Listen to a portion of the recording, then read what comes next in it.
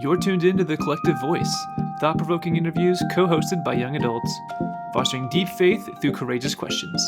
Welcome to the conversation. Hello, welcome everyone to the 787 Collective Voice podcast, where we highlight innovative young adult voices in ministry. I am the associate for congregational innovation at Austin Seminary. My name is Rudy Logan, and I am here with Phil Dieke, the director of congregational innovation at Austin Seminary. Glad to be here and glad to join you, Rudy, as always. And we're excited to have Hanna with us as well. And I was just telling Rudy, Hanna, I'm pretty sure I've always pronounced your last name as Newcomer-Sleva, and I just realized that the I is after the L, not before the L. So how do you pronounce your last name? What is it? It's Sliva. Sliva. Okay, see, I clearly am not paying attention to detail. And anyway, so good to know. Good to know. Anyway, we are glad that you are joining us. We have known Hanna for a couple of years now through 787. We did the Next is Now report, which talked about the struggles that a lot of young adults have bridging from college ministry to young adult ministry. And Hanna was one of the people that was generous enough to give her time in a lot of ways as we worked and built a report out of that. And then she gathered for a couple of different in-person gatherings we had to discuss the report. And is now our Polaris fellow. And so what that means, I'm going to let Hanna describe a lot of it, but the last couple of years, we've been invited by Princeton Theological Seminary to nominate a fellow for a project they call Polaris. And so this year we nominated Hanna, and we were thrilled that she took the opportunity and has been representing Austin Seminary and the 787 Collective at PTS, working on a project. That's what she's here. She's here to talk to us about that. So Hanna is the Associate Director, I believe, title, right, at Wesley Foundation at TCU in Fort Worth, Texas. Is also in seminary at TCU at Bright Divinity. I'm like trying to do your bio for you. You should just do your own bio. If you want to fill in all the bio pieces, yeah. Sure. So I'm Hanna Newcomer Sliva. I am the Associate Director of the TCU Wesley Foundation, which is the United Methodist Extension Ministry to college campuses in the United States and abroad. This is actually not my first time working in campus ministry. While I was a student in my undergraduate, I originally started as a ministry assistant at a different at a different Wesley Foundation. I was at the Tarleton State Wesley Foundation, working under a really great pastor who is now the Wesley director at UT in Austin, and that was a decade ago. Since then, I worked in youth ministry. I was a youth pastor for 6 years at a local UMC. I love the local church. I'm a really big supporter of the future of the local church. I think there's still a lot of beauty and a lot of good left to be done through the local church. I also have worked in education. I taught elementary school for a couple of years, and I worked in foster care for several years as a licensing specialist with high care level need children.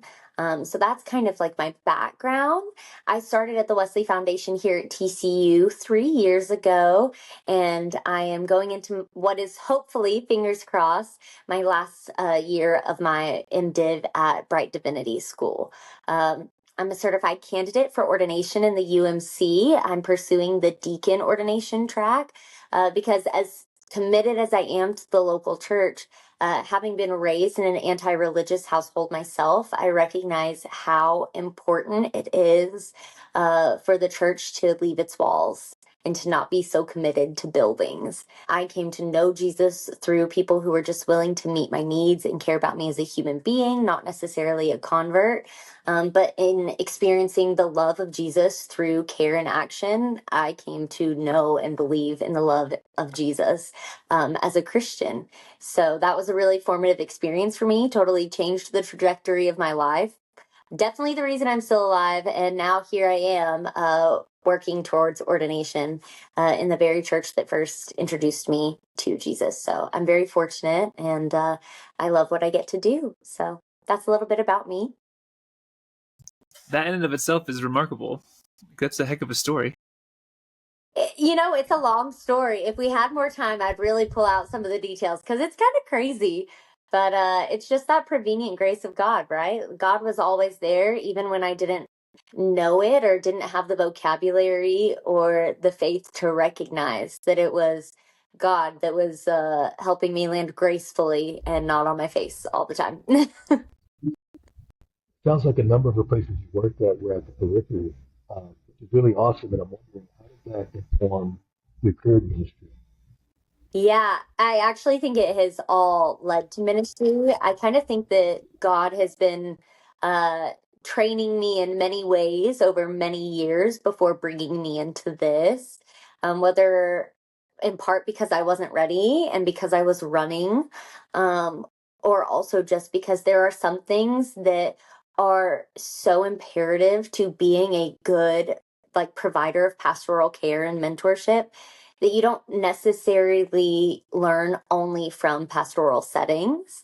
Um, but yeah, I think the way it has been described to me is that I have always found myself in caring professions, which has aligned with every personality test I've ever taken. I'm always like the caregiver, like person type. And so, even in those places where I found myself on the periphery, I look back and 100% see myself as like being an agent, working alongside God in the places God was that weren't churches. Um, and so it was really interesting when I worked in foster care, um, you know, just because of my own background, it was not something that I had intentionally gone into. It was something that came together by a string of dots that connected really, really well when I was in the semester I was graduating, when I had no plan. Um, but it felt like exactly the right thing for me to be doing to help kids who were not in safe spaces and didn't have people like telling them that they mattered or that they deserved to be cared for or that they were worthy. And to be able to give them places and people who would take care of them and tell them that they mattered and let them feel like they were worthy. And then when I found myself teaching, that was a really crazy story again, too. Um, I had never sought out to be a teacher, let alone to teach music. But I was a fourth and fifth grade music teacher and a sixth grade choir teacher in a small rural town in Texas, that I actually got connected to that job opportunity from my position working as a part-time youth pastor. And I remember going in to that interview, like not wanting to go to the interview, but feeling obligated because somebody had made this connection for me. And also like fully aware of how unqualified I was to be there. And sitting down with the principal and the hiring team and telling them, like I know enough to teach elementary music and to teach like beginner choir, but like there are definitely more qualified people out there than me. And they asked me like, okay, well, tell us more about your teaching philosophy. And I said, to be honest, like I care a whole lot less if these students come out being all-star singers or students that go into band or choir. What I really, really want is for these students to have somebody every single day telling them their voice matters and giving them a place to be loud and getting them comfortable with it. Like that was my whole goal as a teacher, and my classroom became known as the joyful noise classroom. And like that is one of my pride and joys. It's something I would absolutely go back to it if I were in a different place in my life. But yeah, that's all I wanted for those students. And I find myself like taking aspects of that piece of me that worked in social care and that piece of me that worked in education that just wanted people to be cared for and know that their voices mattered and have a place where they could fully be themselves and be loud and be comfortable and know that they didn't just fit in, because fitting in means like changing yourself to fit the mold, but that they belonged as they were, was all stuff I learned getting my sociology degree, working in social work, working in education with like, especially in the fourth to sixth grade realm, that's such like an explorative and like self creating period in child development. And I think all of that has deeply informed the way that I practice ministry, the way that I plan my programming, and the way that I really interact with all sentient beings as the creation of God. That's beautiful.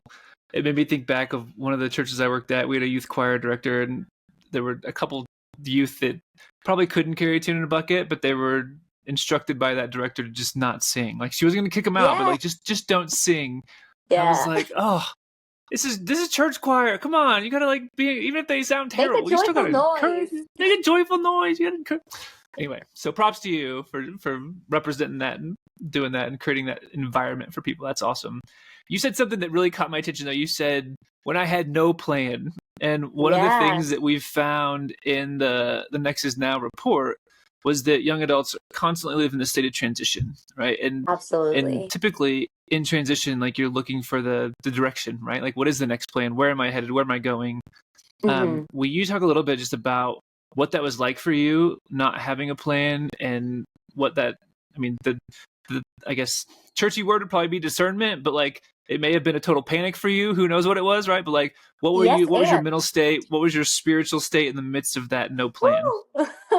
Yes, and panic, yes. Discernment, sure. Didn't know it at the time. I now, being like years past that point in my life, look back on that. And I definitely describe it to people as like, I was in a period of flailing, and I have found myself in periods of flailing again and again since. And I've been able to identify, unfortunately, one of my less than favorable habits as a human being is that when I am flailing, when I feel like I'm barely treading water, I will attach myself to any semi-floating device and call it God's will. And sometimes it may be. I think I can look back in my past and look at things that I was like, oh, this is God's will. And like, there's no way. There is no way that God would be putting me through that, right? Like, I was choosing those things for myself, but they were like the only semi-floating thing in sight. And so like, I had to believe that that was for me. In those periods, I think there's a lot of fear. And I won't speak for the experience of every young adult, but I know for me, when I was graduating, I had bought into like the university promise, right? Like, you go to university and you're going to be set for life. You're going to get a good job and you're going to make a good salary, and things are like going to be substantially easier for you than if you didn't have a college degree. And they may be easier. That may be true, but there's a lot more nuance to it, I think. I was a first gen graduate. Neither of my parents had been to college. And so just going to college was like once we got there, it was like, oh, huge relief. Like, I've done this big thing. But then there was like the constant pressure and anxiety of, okay, so what's the big thing I'm going to do next? And for me personally, I'm a type A person. I'm very controlling. I'm very organized.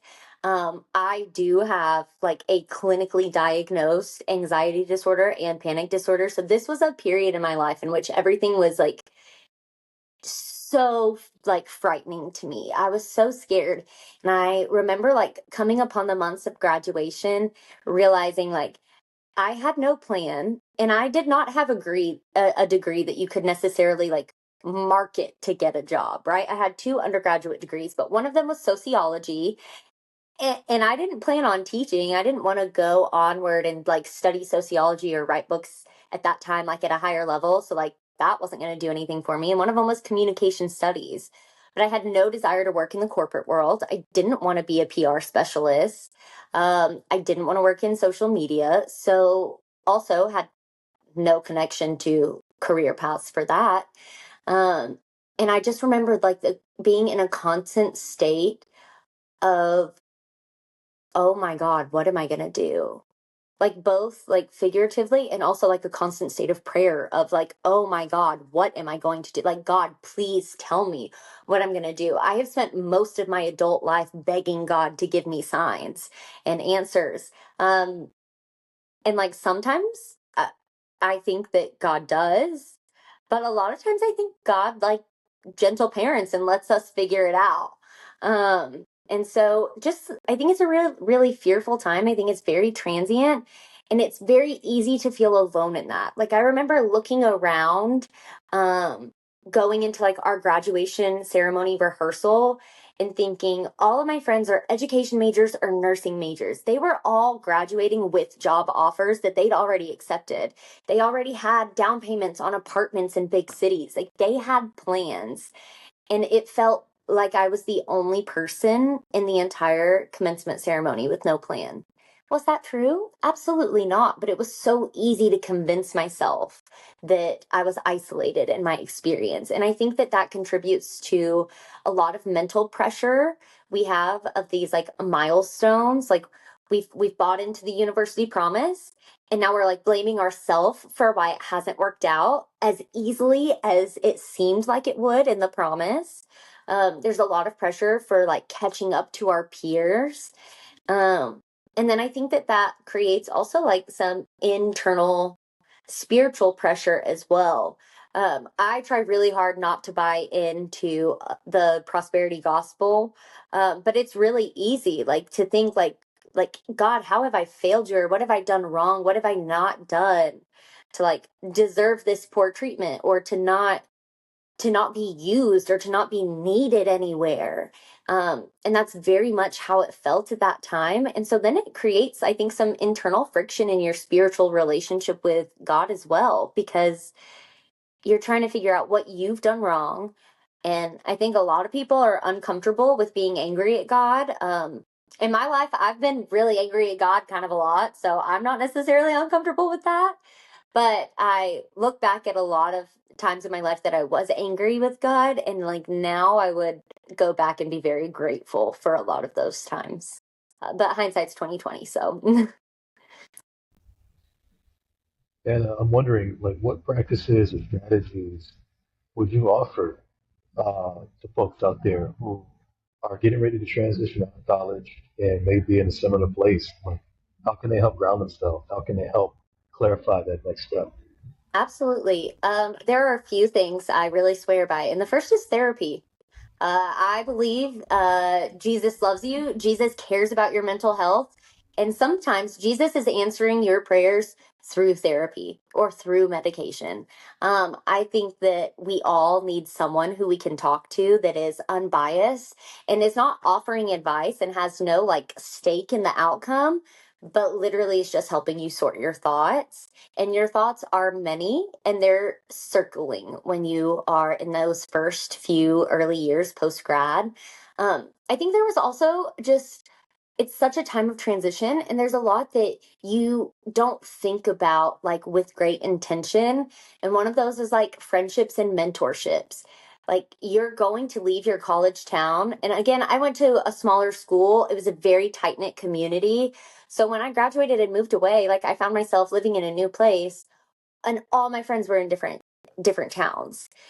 To make new friendships takes a lot of intention and purposeful action on your side. You have to put yourself out there, and it's really hard if that's not something you've had to do before. You know, our education system all the way in college like create situations where you're bound to make relationships, even if it's just like trauma bonding with the rando that sits next to you in class, or when you're in youth group, or when you go Greek, or whatever that may be. And there's not an adult equivalent to that. So you really have to build your community yourself. But it is essential that you build your community and that you're proactive about doing it and not waiting until you're months behind and you're in crisis and suddenly need people. Like you got to build community while you're ahead and while you're doing good, so that when you are struggling, it's already there and developed. So yeah, therapy, building community. And I would say the same thing about mentors. I know sometimes you enter a career field and you're assigned a mentor, and sometimes that can be really successful. Oftentimes it's not successful at all because that's just another like task on that person's to-do list, and they're not actually super invested in your success. You have to find people who are willing to engage in an ongoing relationship of mentorship with you. And that can be professionally, but it doesn't have to be. It can be like peer mentorship where you're holding each other accountable, you're talking through these experiences. Or it could be someone a couple years older than you, someone who does work in the same um, kind of field that you do. Or I believe, and this is one of the reasons I'm so committed to the local church, because it's one of the few places left in the world where there is like intentional intergenerational community. I think we need old people in our lives. I think that some of the like most like self-harming seasons of my life were saved and deeply softened by the old people who were in my life at those times, who were able to be voices of sage wisdom and also voices of care that were just like, take it easy on yourself. Because even if they hadn't been in my exact shoes, anyone who is over the age of 65 has lived, especially if you think about like the last 65 years of like US history, like they've really gone through it, okay? They've lived through, we keep referring to ourselves as living through unprecedented times. And I hate to be like the one who pops the bubble, but I don't feel like that's very accurate. Times have always been unprecedented in the United States. And when I look back on these seasons where I was flailing, where I was drowning, where I was really hurting myself, whether like mentally or emotionally or spiritually, it was like the graciousness of elderly people who have lived through hard times, who had made a lot of mistakes, and who had suffered the consequences of their own actions, who were able to like not even always offer advice. Some of them want to offer advice, and some of it's good and some of it's not. You take what you can and you leave the rest. But like, they just wanted me to be softer on myself. And I wasn't at a place in that moment where like I was able to soften my edges, but there was softness constantly around me. And that came directly from intergenerational relationship. I think that is so necessary. And whether you're a person who is willing to step into a church and look for it, which I really encourage, it's not easy. It will be abrasive. Or you have to find that in other places. The your like local pickleball place is a great place to meet old people, and they will kick your butt. They're going hard at pickleball. I think there are lots of places that you can find this intergenerational like relationship, but none more so with the intention and the wisdom and the safety to doubt as you will find in a church. That's a great segue to your Polaris project, I think. Right. I think it's a good segue for your Polaris project. So would love for you to share just a little bit about your understanding of Polaris as a whole, just so people get a sense of kind of the overall project, and then give us a little insight into your project and what you did for what you're doing, what you're working on for your project. Yeah. Big ongoing thing. And I'll get into it, but my project, it just continues to expand. Which as I explain it, I think you'll be able to see notes of things I've already said that like God continues to take from these past moments where I was drowning and where I was like doing other things, and God is making it very useful and applicable now. But my understanding of the Polaris Leadership Network at Princeton Theological is that it is a grant funded program to encourage young ministry leaders who are either working in formal church ministry or in the not-for-profit sector of the social world, whether that's social justice and community organizing, mutual aid, things like that, social enterprises. The Polaris Leadership Network is incredibly explorative, and they are trying to create space where young people can have their voices be heard, can just ideate and brainstorm and think about what it would mean to connect with the divine and the community in new ways. There's a lot of freedom to it that initially, when I first started the program, like created a lot of fear in me. As like a very structured person, freedom often feels scary to me. But as I have moved forward in the project and gotten further along in it, that like freedom has become what it was meant to be, which is liberating. And it has created a lot of space for me to be creative and find a like very curious and inquisitive and adventurous part of myself that I think has been asleep in my adulthood. Which I think a lot of young adults put to sleep, their adventurousness and their curiosity and their willingness to ask questions, because the constant fear and the constant pressure to measure up and like the pressure to have it all right every time, which the reality is that none of us do.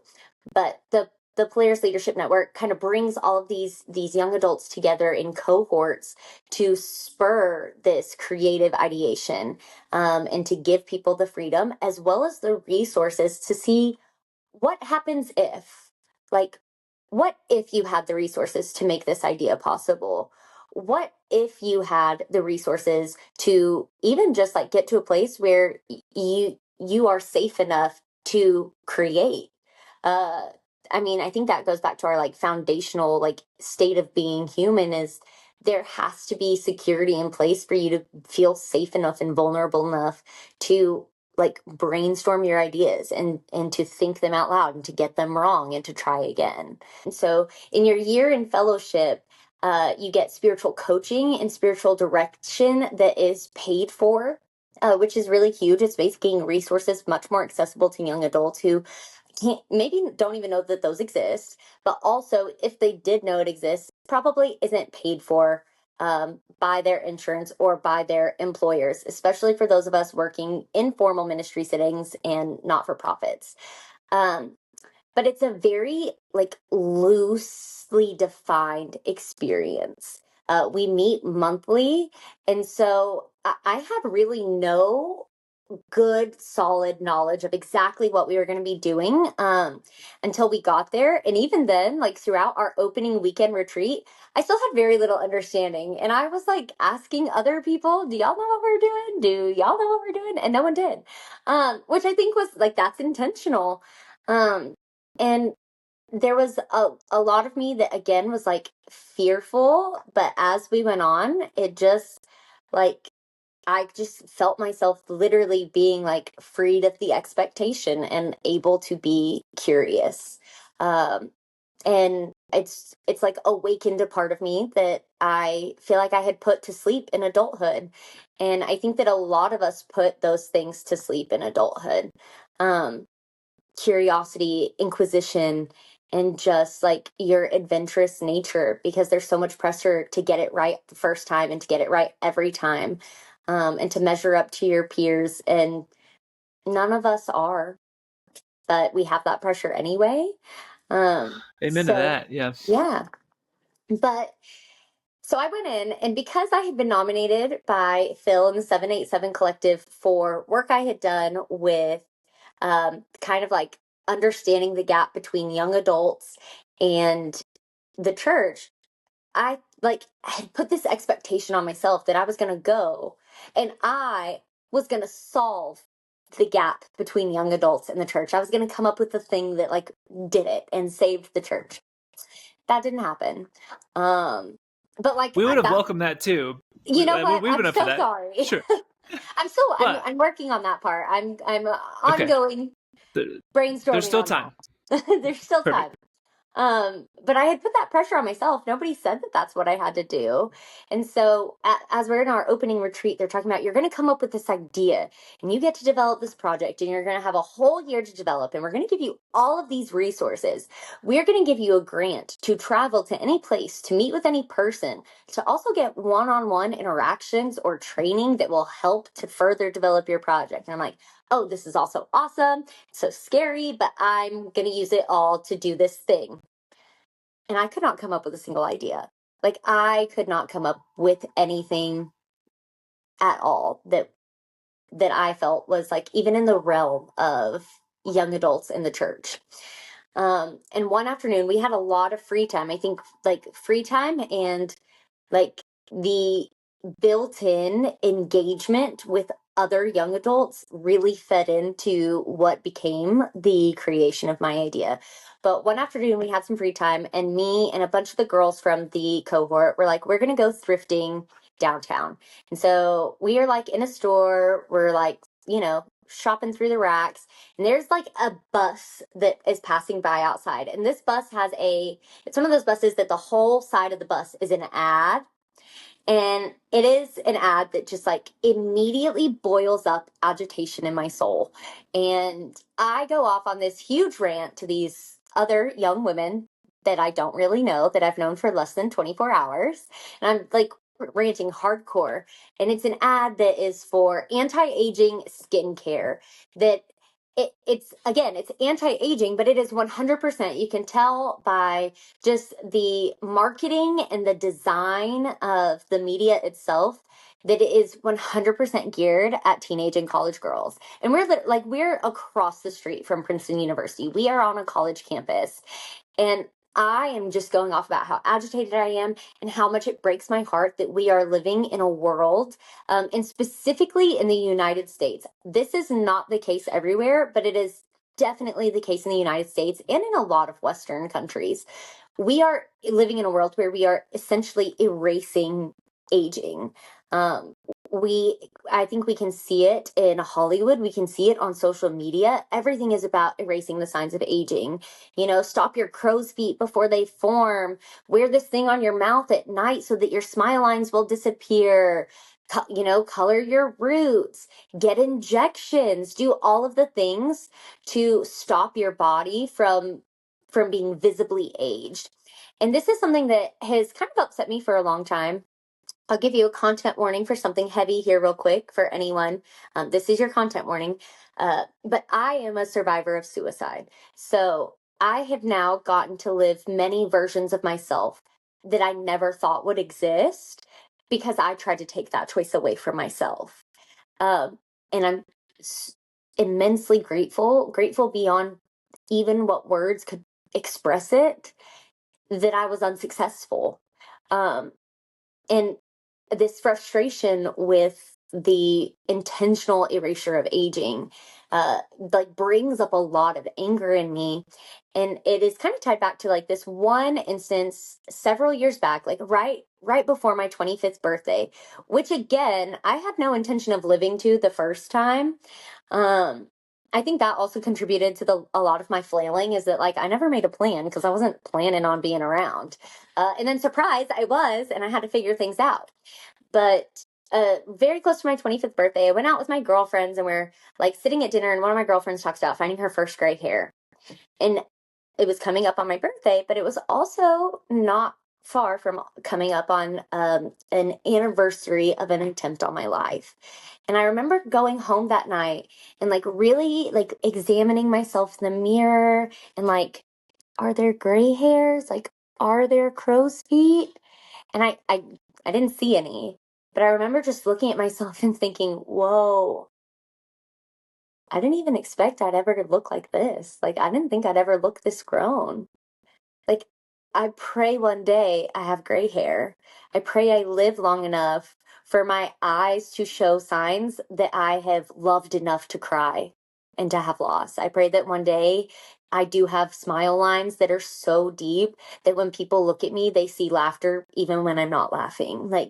What a beautiful thing it is for your body to reflect that you have survived.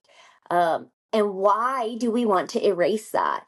And so these are all thoughts I'm having that are contributing to this massive rant that I'm ranting about to these girls that I barely know while we're thrifted. And I say, I just wish that somebody would write a theology on aging through the eyes of God. What does it mean that God designed our bodies to bear on the surface of our skin signs of the passing of time? And one of my other fellows, Taylor Miskell, she looked at me, she goes, yeah, so why don't you do that? And I literally laughed at her. I'm like, Taylor, how ridiculous, don't be silly. No, I mean a real theologian should write a book of theology. And she goes, yeah. So tell me again why you can't do that. And I'm like, okay, let's name a few theologians here. Aquinas. I'm naming old people who have been dead for a really long time. And she's like, and maybe that's the problem. Let's shift what we think about a theologian. I think you could do it. And I just laughed it off in that moment. We just kept shopping. And then that night we had a pitcher passion dinner. And I had literally no plan and no passion to pitch. And when we get to dinner and it's my turn, and one of the Polaris interns looks at me and goes, so what's your pitch? I was like, I don't have a pitch, but I have a funny story about earlier today and Taylor having a wild imagination. And I'm telling this story as if it's this big joke, because to me, in the moment, it was a big joke. How could I ever be capable of doing that? I was still grappling with thinking of myself as a pastor, despite the fact I've been doing it for years, let alone thinking of myself as an academic theologian.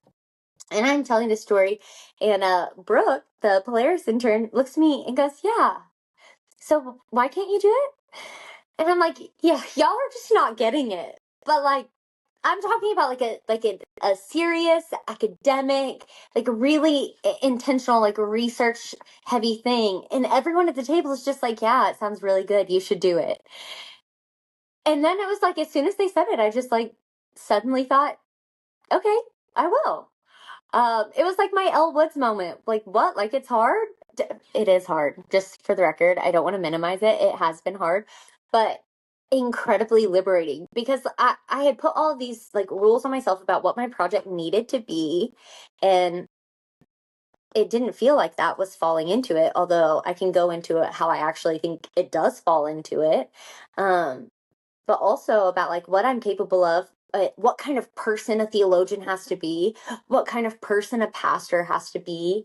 And I think, again, that that's something that like young adults, we do to ourselves. We count ourselves out for so much because we are not, like thinking of ourselves as like fully formed people yet. And I would like to that thought question, are we ever fully formed people? Or are we always in like a process of formation? And that's kind of how I'm like coming to understand myself and people around me. um but so that is where the idea was born. And then it was something like I just couldn't let go of it. I mean, I don't think I slept for like the next week after it. It just kept me awake and I kept thinking and developing this idea. And the more I thought about it, the more I thought about how these different experiences in my life that were not necessarily churchy and definitely were not like academic theologian-y were like the things that maybe made me exactly the qualified person to do this. And I just kept coming back to these intersections of my identity that I think feed into so much why I need a theology of aging to exist, and why other people who belong to a generation that is repeatedly described as the loneliest generation, the most isolated, most depressed, or most anxious generation, why they also need a theology of aging to exist. And so it is more developed now than it was, but it has come to be that I want to write a book that is a theology of aging that is pulling on culture, tradition, scripture, and survival storytelling. Um, and I want it to be multi-purposeful and multifaceted. And so it's not just about my story. I want to talk about the story of many survivors and different kinds of survivors. And I really want to like hone in on intergenerationalism while focusing on like the lived experience of people who have really lived, which means a lot of old people, a lot of people that are elderly, a lot of people whose stories are taken for granted because we don't think of them as being like as mentally like present or as like up to date and aware. And so like how can I bring these different aspects together? And the more I thought about it, the more I realized like again, this is a problem that exists really heavily in the United States and other places too. But there are also cultures that don't have this problem at all. There are cultures where there is like an extreme reverence for the elderly ingrained in their society and like entwined in the fabric of how they commune with one another. And you can look at like all different countries throughout like the Latinx community is places where they value the structure of the family so intimately. It is not abnormal for multiple generations to live in one household, and like the law defaults to the grandparents. This is also true with a lot of, not all, but a lot of Polynesian cultures. And actually, the way that I met Jesus was through a woman who was Tongan. And so I had seen this play out like closely in my life with a culture that really respected its elders, really honored their storytelling and everything that they did. And it informed the way their young people lived and thought and sought advice and learned from their people's past. And again, You there had are a a lot moment. of cultures that do that. Thank you. That was a beautiful word. And I we deeply honor your sharing and your vulnerability. I'm really glad that you're still here. And I think you've offered also a really important word about time, because we live in a culture that's so obsessed with time and aging and things passing us by, right? And we also have this fear of not living up to our fullest capacity, right? While Yeah. we're here, we're a time obsessed culture. So in terms of aging and time, is there a word of encouragement that you can offer young adults who are anxious about the cultural standards around time as we? I don't know. It's a hard thing to fight. What I will say is like, um, there's no amount of anxiety or worrying or counting that is going to give you more time. But counting it down is probably one of the like fastest ways to waste it. And if you are living without like considering yourself in any capacity of creativity or imagination, like you should start questioning if you're really living at all. Because like that, there's nothing I can do to change like when I'm gonna die or how it's gonna happen. At least I don't think so. I tried that once, twice, a couple times already and it didn't work. But I could certainly sit around and waste my time comparing myself to everyone else in the world. And I could certainly like sit around and waste my time wondering if I'm doing enough, being enough, performing enough, or posting enough about what I'm doing and being. Yeah, that would be my biggest advice is like, we don't control the amount of time that we have, but like counting it down is a waste of it that only makes you more anxious. Be imaginative, be curious, like be fun, have fun. Like you get one life. One of the things that I have like repeatedly come back to in my own like therapy journey is like, I deserve to live a life that feels worth living. I deserve to live a life that feels good to be alive in. That doesn't mean that I can just constantly throw caution to the wind and do whatever I want. I still have to be responsible. I still have to think about tomorrow. At least I choose to. I think that's important. But it means that I'm also like setting myself up to have experiences that I value, that I'm not doing just because I'm looking around wondering if anybody else is valuing what I'm doing. And that I'm like feeding into relationships and people and moments that make feeling alive like a living thing that is enjoyable and good. I think God created us for us to experience life in its full capacity. And that means like having hard emotions and going through challenges, but it also means like living and loving and experiencing excitement and anticipation and joy.